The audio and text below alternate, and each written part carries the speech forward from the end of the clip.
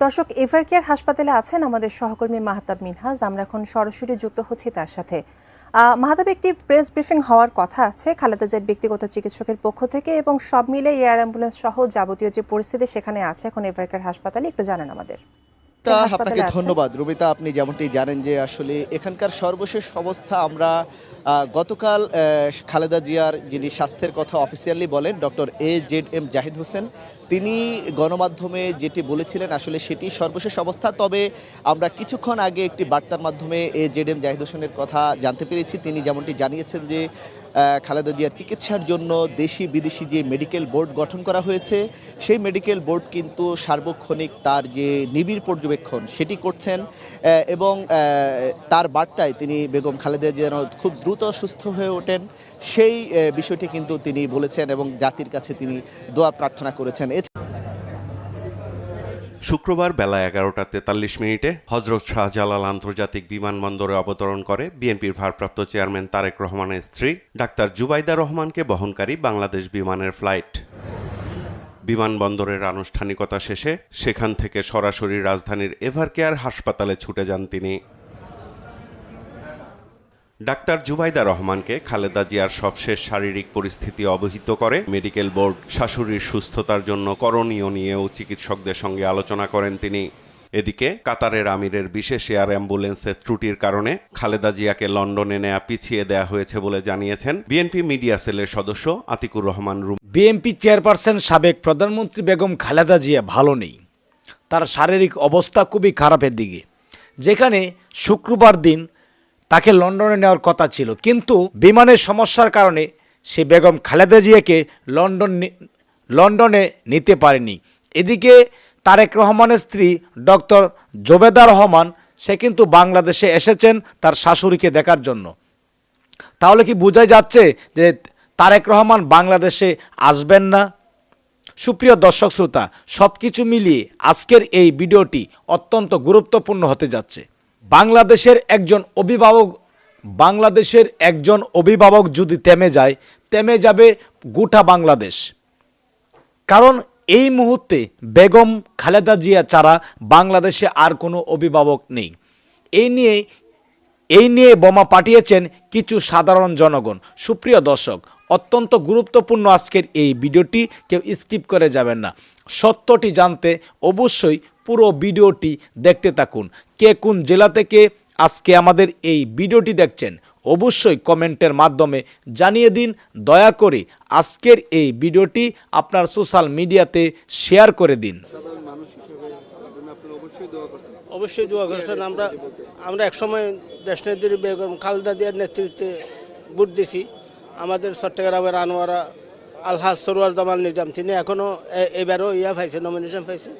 আমরা দেশনেত্রী সাধারণ মানুষ হিসেবে আমরা দেশনেত্রী বেগম খালেদা জিয়াকে বিদেশে উন্নত চিকিৎসার জন্য নেওয়া হোক, এটা আমরা চাই। আমরা দোয়া করি, আমরা সবসময় নামাজ পড়ি, কোরআন পড়ি, দোয়া করি উনি আমাদের মাঝে সুস্থ হয়ে আবার ফিরে আসুক, ওই বিদেশে উন্নত চিকিৎসার জন্য নেওয়া হোক, এটাই সাধারণ জনগণ আমরা চাই। আমরা শহীদ প্রেসিডেন্ট জিয়াউর রহমান রহমতুল্লাহ আলাইহির সাথে চট্টগ্রামের আল জামিয়া আল ইসলামিয়া ফটিয়া জমরিয়া মাদ্রাসায় আমরা ছোটোবেলায় মোলাকাত করতে পেরেছি। ওখানে উনি আসছিল, ওনার তো ইসলামের জন্য অনেক কিছু করছে। উনি দেশনেত্রী, আপসহীন দেশনেত্রী, জনগণ ওনাকে চায়, উনি সুস্থ হয়ে ফিরে আসুক আমাদের নেতৃত্ব দেওয়ার জন্য, আমরা সেটাই চাই। আসসালামু আলাইকুম ওয়া রাহমাতুল্লাহ। দোয়া তো অবশ্যই করি। দেশ নেত্রী বেগম খালেদা জিয়া দেশ ও মাটির নেত্রী, সে একজন জাতীয় নেত্রী হিসাবে অনেক আগে উপাধি পাওয়া সে আপসহীন নেত্রী। আমি দোয়া করি আল্লাহ পাক যেন তারে পরিপূর্ণ সুস্থতা দান করেন এবং বাংলাদেশে পুনরায় আবার সরকার গঠন করে দেশকে এবং মানুষকে যেন শান্তি শৃঙ্খলাভাবে ফিরিয়ে আনতে পারেন। আমার নেত্রীর জন্য সবাই কাছে এবং দেশবাসী সকল কাছে আমি দোয়া চাই। আমার মার জন্য দোয়া চাই যেন আমার মাকে আল্লাহ পাক পরিপূর্ণ সুস্থতা দান করেন। আমি সম্পূর্ণ আশাবাদী যে বাংলাদেশের দল মত ধর্ম বর্ণ নির্বিশেষে সকলেই দোয়া করতেছেন এবং পাশাপাশি সকল দল একটি কথা স্পষ্টভাবে জানিয়েছেন যে বাংলাদেশের উনি একটা প্রতীক হয়ে দাঁড়িয়েছেন এবং উনি কোনো দলের না এবং উনি একজন অভিভাবক।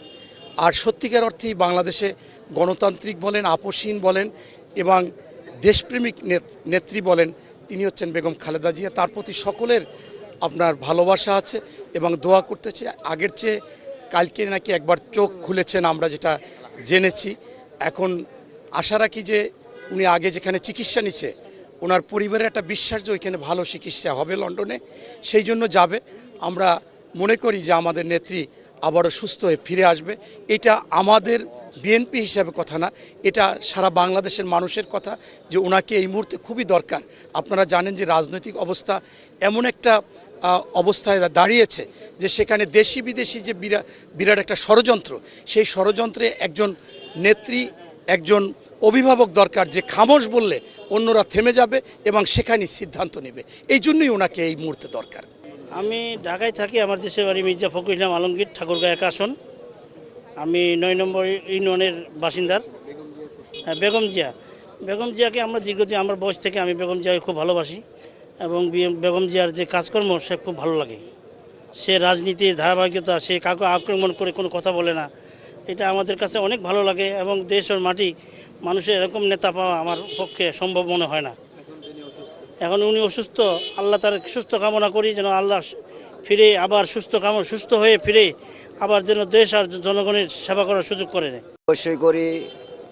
দেশ নেত্রী বেগম খালেদা জিয়া দেশ ও মাটির নেত্রী, সে একজন জাতীয় নেত্রী হিসাবে অনেক আগে উপাধি পাওয়া সে আপসীন নেত্রী।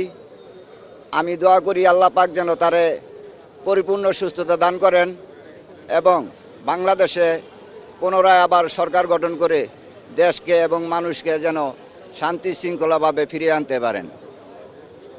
আমার নেত্রীর জন্য সবাই কাছে এবং দেশবাসী সকল কাছে আমি দোয়া চাই।